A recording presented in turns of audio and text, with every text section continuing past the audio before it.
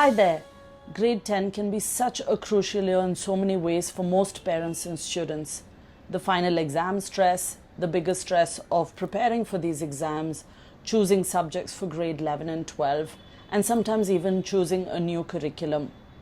Over the years that I have worked with so many parents and students, what I've seen is a whole range of emotions, from being totally and completely confused to having so much clarity.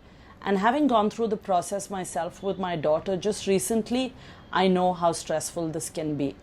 I want to take a few minutes to deep dive into another very important decision that most parents go through, and that is the need to change schools after grade 10. A basic search on Google shows you hundreds of articles that talk about the negative impact of changing schools post grade 10.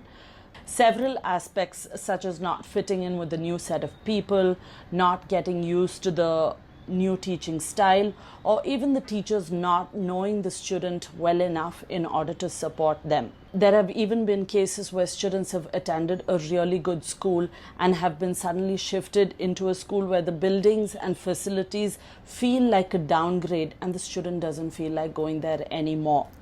Now, these are all real cases and have such a real impact on students.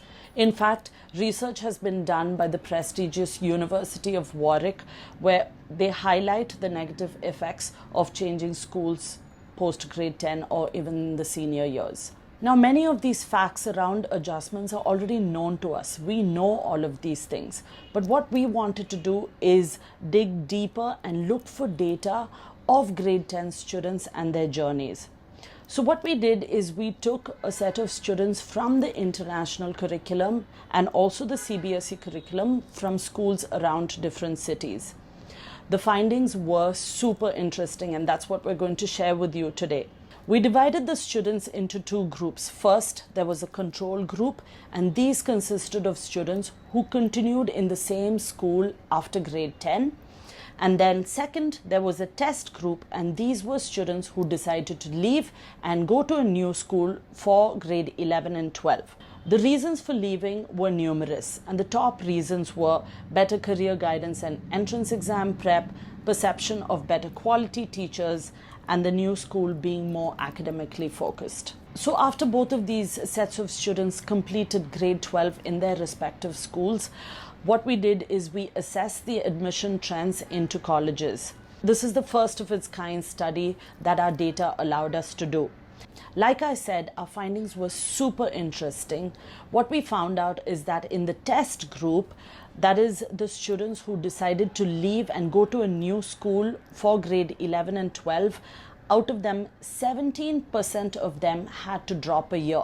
Now, this meant that it could either be that they tried to get into university and didn't get accepted and therefore wanted to try again and prepare harder for it, or that they just didn't get accepted into any university at all. Compare this to the control group, that is the students who decided to continue in the same school after grade 10.